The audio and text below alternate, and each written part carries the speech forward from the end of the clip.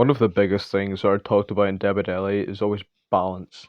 Uh, a lot of videos are always made on how to balance things, balancing issues, and most of this stems from killers, either being too weak or too strong, or just the things in general. But who is the most balanced killer, and is there a most balanced killer? In basically every other game that exists, balanced basically means an equal chance of winning and an equal chance of losing, depending on how you play. By that logic, the most balanced killer should be the one that's in the middle of my tier list, but I don't think that is the case because in the middle of my tier list, I would still consider those killers weak and in need of a buff. But before I even mention who I think is the most balanced killer, I want to go over if there even can be a balanced killer in DBD. Because at the minute, by the logic of equal chance of winning, equal chance of losing, the most balanced killer would be Nurse. Because she is the only killer that can technically win against good survivors if played to her absolute best.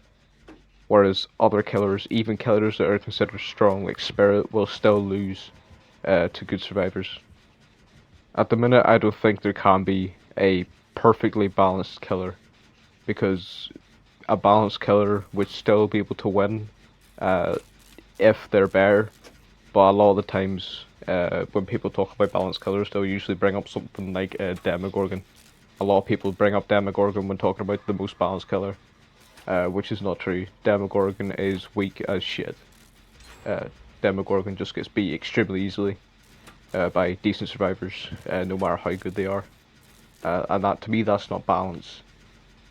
Balance. If you were saying Demogorgon would be the most balanced, uh, then Demogorgon players should be winning when they're really better than the survivors, and losing against survivors that are better than them. But that's not the case. Demogorgon players will still lose against survivors who aren't even on the same skill level as the killer, because there's simply a power imbalance in the game. But in terms of the most balanced killer, I think overall in the game is probably Old Hillbilly. Now I know technically this still isn't in the game, but I would actually say that Old Hillbilly is probably the peak of balancing that behavior had, because Old Hillbilly could have actually been probably the golden standard of killers if behavior fixed things like just insane loops and generator times. If they did so and left Hellboy the same way he was, he would actually probably be the best killer in the game because he would have an equal chance of winning. Now, not so much after his rework, but I think Old Hellbilly actually was the peak of balance. Now, I would probably say that's around Oni. But to balance a killer, behavior need to make sure that they are very strong, but not too strong. Unfortunately, there is not really anything as too strong in terms of killer side other than iridescent head hunters. Because survivors are too strong, there can't really be a balanced killer because, well, then that just makes them weak. Like I said, Demogorgon is not a good example because Demogorgon is very weak. Uh, People just think a balanced killer in Dead by Daylight means a killer that isn't Nurse or Spirit and a killer that isn't a Clown or Legion. Alright, that's not what a balanced killer is. A balanced killer is a killer that can beat survivors if they play well, and will lose to survivors if the survivors play better than them. Now it's hard to gauge because survivor and killer are two different things, but I think with some changes, Dead by Daylight can achieve balance with a lot of killers, take Hunters and Death Singer. At the minute, these killers are on the weaker side because of map size and generator speeds. They can down survivors, but they cannot move around the map enough to pressure them. Even though their chases are fast, that time is cancelled out by the time they spend running around.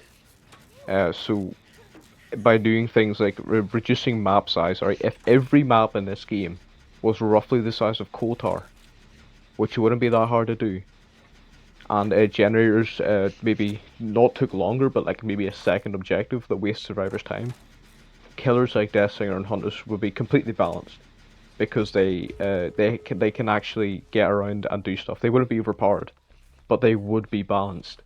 And then killers like Oni would probably be the best killer in the game. because Spirit and Nurse would be nerfed in this perfect world.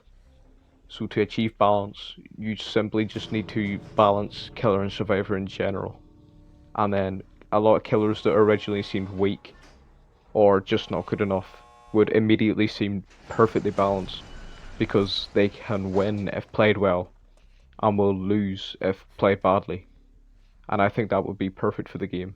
And it's very, like I said, very doable. It would just take a bit of work on dev's part. Um, so obviously, in the end, at the minute, there isn't really a perfectly balanced killer. Because at the end of the day, every killer is bad against the very best survivors. The best nurse in the world will lose most of the time versus the best survivor team in the world, and uh, and that's also without like DS and shit. Like a lot of the time when you see these nurses winning, they'll just tunnel someone out of the game without DS. Even like with DS and stuff, they would probably lose every time. But I think with these changes, you could nerf Nurse and Spirit, and then most killers that seem weak would just immediately seem balanced. Like Death Singer, Hunters, Executioner, Demogorgon, Ghostface, people like this would all just seem balanced. And I think that would be perfect for DBD, and that would mean a video like this could actually say who is the most balanced killer in the game. Thanks for watching.